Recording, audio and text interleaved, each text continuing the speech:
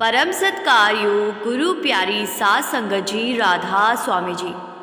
सात संगत जी, आज 17 नवंबर को बाबा जी ने डेरे में सत्संग फरमाया जी।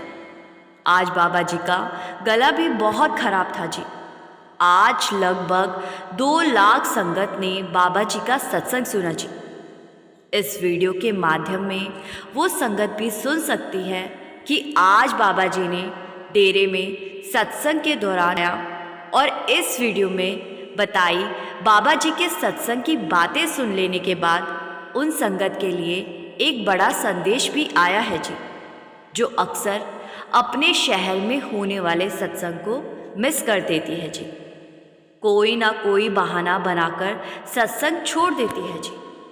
वीडियो के आखिर में बताए गए उस संदेश को सुनकर आपके पास दूसरे काम को ना करने के बहाने हो सकते हैं, लेकिन सत्संग पर ना जाने का बहाना आप चाह कर भी नहीं बनाओगे जी। सबसे पहले शुरू करते हैं आज डेरे में बाबा जी ने क्या क्या समझाया जी और कौन सी बानी ली जी। सात संगत जी, आज बाबा जी ने हर की पूजा दुर्लभ है संतों की बाणी पर सत्संग फरमाया जी। बाबा जी ने कहा कि तीसरी पातशाही हमें समझाने की कोशिश कर रही है कि हमें भक्ति किसकी करनी है। बाबा जी बोले, समय समय पर संत महात्मा हमारे दरमियान आते हैं और सबने अपने अपने तरीके से मालिक की भक्ति करने का संदेश दिया। किसी ने भी ये नहीं कहा कि मालिक 2 है। सबके तरीके अलग जरूर थे, लेकिन मकसद सभी का एक था। आगे बाबा जी बोले, हर देश की अपनी एक सभ्यता होती है और उस वक्त की ज़रूरत को देखते हुए सबने अलग अलग तरीकों को अपनाया था। बाबा जी बोले, आज सभी किसी ना किसी धर्म से जुड़े हुए हैं, लेकिन किसी भी धर्म या मजहब में ये नहीं कहा गया कि मालिक अलग अलग है। 10वीं पातशाही ने मालिक के 1000 से ऊपर नाम लिखे और आखिर में अनामी लिखकर किताब को बंद कर दिया। बाबा जी ने पलटू साहब का उदाहरण देते हुए कहा कि पलटू एको एक है, दूजा ना है कोई।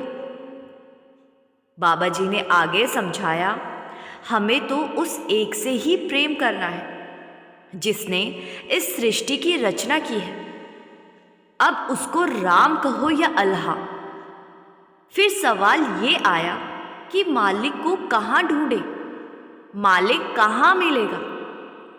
किसी ने कहा कि जंगलों पहाड़ों पर चलकर मालिक की खोज करते हैं, तो कोई कहने लगा कि नदियों तालाबों में नहाने से मालिक मिलेगा। बाबा जी ने कहा, मालिक तो हमारे अंदर है और हम उसको इधर उधर ढूंढने में लगे हुए हैं, क्योंकि हमें मालिक की पहचान ही नहीं है। बाबा जी ने कहा, मालिक की पहचान कैसे होगी?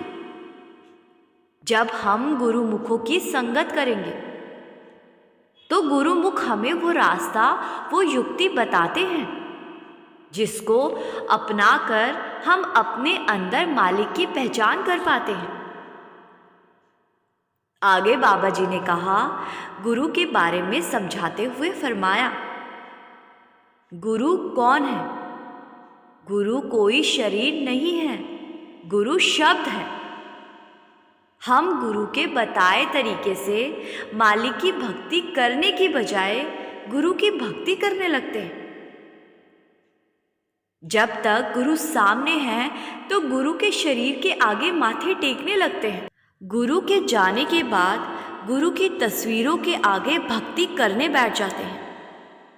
बाबा जी ने कहा, शरीर में ना तो गुरु बनने की ताकत है और ना ही शरीर चेला बन सकता है।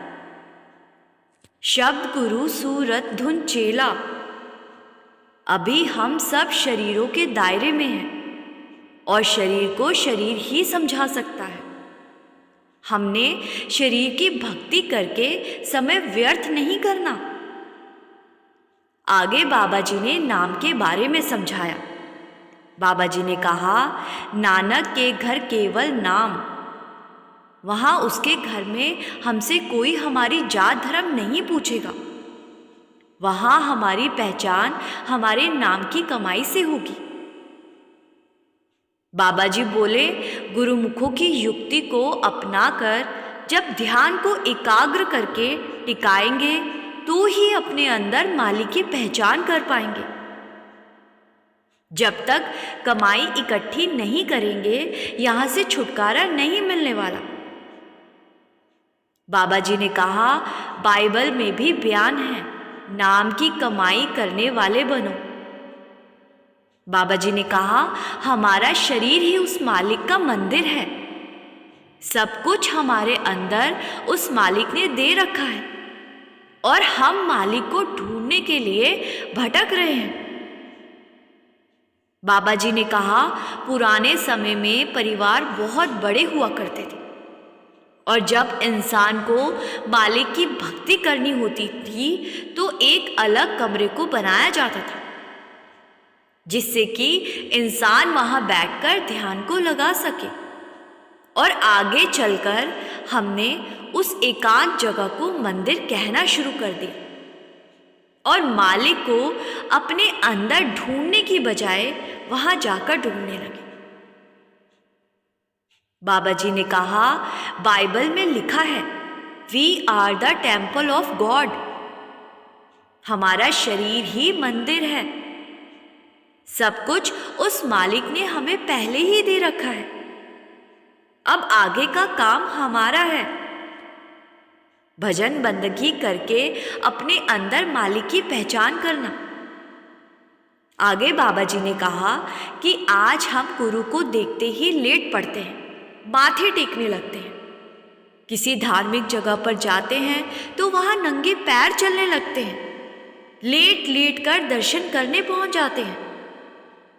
ऐसा करने से कभी कर्म नहीं खत्म होने वाले। गुरु हमारे दरमियान अपनी भक्ति करवाने नहीं आते। गुरु एक जरिया है जो हमें मालिक की पहचान करवाते हैं। बाबा जी ने आगे बुल्ले शाह का उदाहरण देते हुए कहा, लख बार जे करे इबादत कदे ना बने नमाजी, जे गर प्यार ना होसी पल्ले रब ना होसी राजी। बाबा जी ने कहा, जब तक अपने अंदर उस मालिक के प्रेम की जोत नहीं जगा लेते तब तक कुछ हासिल नहीं होने लगा, कितने भी माथे टेक लो। साथ संगत जी, आज बाबा जी का गला काफ़ी ज़्यादा खराब था जी, और उनकी आवाज़ से साफ लग रहा था कि उनका गला आज ठीक नहीं है। ऐसा शायद मौसम में बदलाव के कारण हो सकता है जी। फिर आखिर में बाबा जी ने समझाया कि जब तक सृष्टि की रचना करने वाली उस पावर से अपने अंदर नहीं मिलोगे तब तक यहाँ से छूट नहीं पाएंगे। साथ संगत जी, अभी वीडियो में बने रहिए जी। अब मैं कुछ ऐसा बताने जा रही हूँ जिसको सुनकर आप सत्संग पर ना जाने का कभी कोई बहाना नहीं बनाओगे जी। साथ संगत जी, एक बूढ़ी औरत जो कि एक सत्संगी नहीं थी जी, लेकिन फिर भी बाबा जी के सत्संग में हमेशा जाती थी। बाबा जी के सत्संग को सुनने की उसको ऐसी दीवानगी थी कि वो देश भर में होने वाले बाबा जी के सभी सत्संगों पर जाने के लिए एडवांस में टिकट बुक करवा लेती थी जी, और हमेशा सबसे आगे बिल्कुल स्टेज के पास ही बैठना उसको पसंद था जी। और जब बाबा जी संगत पर दृष्टि डालते हैं तो बाबा जी एक एक सत्संगी को देखते हैं जी, और कोई विरला ही ऐसा सत्संगी होगा जो बाबा जी के पूरे साल में होने वाले किसी भी सत्संग को मिस ना करता हो। बाबा जी के सत्संग south east west north India में होते हैं जी। और हम सब अक्सर अपने रीज़न में ही बाबा जी के सत्संग को सुनने के लिए जाते हैं। लेकिन ये बूढ़ी औरत एक भी सत्संग को नहीं छोड़ती थी जी। और बाबा जी दृष्टि डालते समय इस बीवी को हमेशा नोटिस करते थे जी। बाबा जी ने एक बार अपने सेवादारों से कहा कि सत्संग के बाद मुझे इस बीवी से मिलना है, आप उन्हें मेरे पास लेकर आना। उस दिन मुंबई में बाबा जी का सत्संग था जी। सत्संग के बाद एक सेवादार इस बीवी के पास गया और कहा कि बाबा जी आपसे मिलना चाहते हैं। अब ये बात सुनकर इस बीवी को बहुत खुशी हुई। सेवादार बीवी को लेकर बाबा जी के पास गए और वहां बाबा जी ने बीवी से पूछा कि बीवी तुम कौन से शहर में रहती हो? तो बीवी ने बताया कि बाबा जी मैं दिल्ली से हूं। फिर बाबा जी कहने लगे कि मैं देखता हूं कि तुम हर एक सत्संग में आती हो, इतनी दूर दूर तक तुम कैसे पहुंच जाती हो? क्या तुम्हारा कोई घर परिवार नहीं है? तो ये बीवी कहने लगी कि बाबा जी मालिक की कृपा से बहुत अच्छी फैमिली है, 2 बेटे हैं, बहुएं हैं, पोते पोतियां हैं, मेरे पति हैं, सब है मेरे घर। बाबा जी ने पूछा कि लेकिन फिर तुम घर परिवार को छोड़कर हर एक सत्संग में किस लिए आती हो? और दिल्ली में और उधर नॉर्थ इंडिया में तो बहुत जगह सत्संग होते हैं, लेकिन तुम वेस्ट ईस्ट साउथ हर जगह मुझे पंडाल में बैठी दिखाई पड़ती हो। बीबी कहने लगी कि बाबा जी जैसे एक जुआरी को जुए की लत होती है, शराबी को शराब की लत होती है, ऐसे ही मुझे आपके सत्संग सुनने और सत्संग घर में सेवा करने की लत लग गई है। मैं चाह कर भी खुद को रोक नहीं पाती। ये सारी बातें पास में खड़े सेवादार भी सुन रहे थे जी। और सेवादार इस बीवी की बातों को सुनकर हैरान हो रहे थे। अब आगे ये बीवी जो कुछ बताने जा रही थी उसको सुनकर सेवादार और भी हैरान रह गए जी। बाबा जी ने पूछा कि बीवी तुम इतनी दूर दूर तक आती हो तो तुम्हारे बहुत सारे पैसे भी खर्च होते होंगे, क्या तुम्हारे परिवार वाले इतने पैसे तुम्हें देते हैं? तो बीवी कहने लगी कि बाबा जी मालिक की कृपा से मेरे घर में किसी चीज़ की कमी नहीं है और मैं अपने पति के साथ मिलकर बहुत सालों से अपने घर के पास बने एक मंदिर में लंगर चलाती थी। वहाँ हर रोज़ हम गरीब लोगों को लंगर प्रसाद देते थे। उस समय में एक सत्संगी नहीं हुआ करती थी और मेरी छोटी बहन तब एक सत्संगी थी। और एक बार उसके कहने पर मैं उसके साथ आपके डेरे में चली गई और मैंने वहां सेवा की और आपका सत्संग सुना और वापस लौट आई। हम वहां एक दिन रुके थे और उसके बाद मैं फिर से अपने पति के साथ मंदिर में जाकर लंगर खिलाने लगी। कुछ दिन बीत गए और एक दिन रात को मैं सोई तो मुझे ऐसा लगा कि मैं मर चुकी हूं। मुझे आज तक नहीं पता कि वो कोई सपना था या हकीकत था, लेकिन मैंने देखा कि 2 यमदूत मुझे घसीट कर ले जा रहे हैं और मैं उनसे दया की भीख मांग रही हूं, लेकिन मेरी आवाज उनके कानों में पड़ ही नहीं रही थी या फिर वो मेरी आवाज को सुनना ही नहीं चाहते थे। वो मुझे घसीटते हुए एक बहुत बड़े और डरावने पहाड़ के ऊपर तक लेकर गए और वहां पहाड़ की चोटी पर पहुंचकर वो दोनों रुक गए और मुझसे कहने लगे कि आगे का सफर तुझे अकेले तय करना पड़ेगा। इस पहाड़ से कूद जा और वहां तेरे कर्मों का हिसाब होगा। एकदम काली भयानक रात में उन्होंने मुझे उस पहाड़ से कूदने को कहा। जब मैं नहीं मानी तो उन्होंने जबरदस्ती मुझे पहाड़ से नीचे उस भयानक खाई में धकेल दिया। मैंने अपने आप को नीचे गिरता हुआ महसूस किया। कुछ ही पलों में मुझे एहसास हुआ कि किसी ने मुझे अपने कंधों पर उठा रखा है। उसने मुझे बड़े इत्मीनान से पहाड़ से नीचे उतारकर एक जगह पर छोड़ दिया। अंधेरी काली रात में मैं उन्हें देख नहीं पा रही थी, लेकिन जब मैंने उनसे पूछा कि आप कौन हो, तो उनका जवाब था मुझे मालिक ने भेजा है और उन्होंने कहा है कि तुझे तेरी एक दिन की सेवा और एक बार के सत्संग का फल दे दिया जाए। इस पहाड़ से नीचे उतारकर मालिक ने तुझे फल दे दिया है। अब आगे का रास्ता तुझे खुद चलना होगा। ये कहकर वो वहां से जाने लगे तो मैंने उनके पैर पकड़ लिए और मैं रोने चिल्लाने लगी कि मैं इस रास्ते पर एक कदम भी अकेले नहीं चल पाऊंगी। मुझे नहीं पता कि ये कौन सा रास्ता है। कृपया करके आप मुझे यहाँ छोड़कर ना जाएं।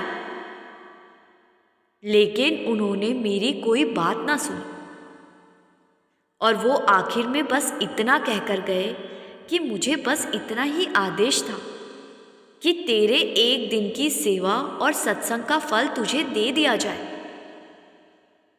तो मैंने उनसे कहा कि मैंने इतने साल गरीबों को लंगर खिलाया है, उसका कोई फल नहीं मिलेगा। तो वो कहने लगे, उस चीज का फल धरती पर ही मिल जाता है, उसके आगे तो बस मालिक की भक्ति से हिसाब किया जाता है। उन्होंने मुझे वहीं छोड़ दिया और वहां से चले गए। इसके कुछ देर के बाद मैंने अपने आप को वापस अपने कमरे में अपने बिस्तर पर सोते हुए पाया और मैं पसीने से लथपथ हो चुकी थी। मैं बहुत ज़्यादा डर रही थी और मैंने उस दिन सोच लिया कि मैं संत महात्मा के सत्संग को सुनने का एक भी मौका नहीं गंवाऊंगी। और उस दिन से लेकर आज तक मैं आपके हर एक सत्संग में ज़रूर आती हूँ। जब एक दिन की सेवा और सत्संग का फल ऐसा मिल सकता है कि उन भयानक रास्तों पर किसी ने मेरा हाथ पकड़ लिया, तो जीवन भर सत्संग सुनने और सेवा करने के बदले तो मालिक बीच राह में मुझे कभी भी नहीं छोड़ेगा। साध संगत जी, इस बीबी ने जो कुछ कहा सच में ऐसा होता है या नहीं, इतना तो शायद कोई नहीं जानता होगा, लेकिन इतना तो पक्का है कि सत्संग सुनने और सेवा का फल बहुत मीठा ही होता है जी, और इस लोक के साथ साथ अगले लोक में भी काम आता है जी। साध संगत जी, बीबी की इस बात को सुनकर अब शायद आप अपने शहर के सेंटर में होने वाले सत्संग पर तो ज़रूर जाया करोगे। कहते हैं पूरे विश्व में जहाँ जहाँ राधा स्वामी सत्संग होते हैं, हर एक सत्संग में बाबा जी विराजमान रहते हैं। इसीलिए हमें ये कभी नहीं सोचना चाहिए कि बाबा जी का सत्संग हुआ तो ही जाएंगे, वैसे जाने का क्या फ़ायदा।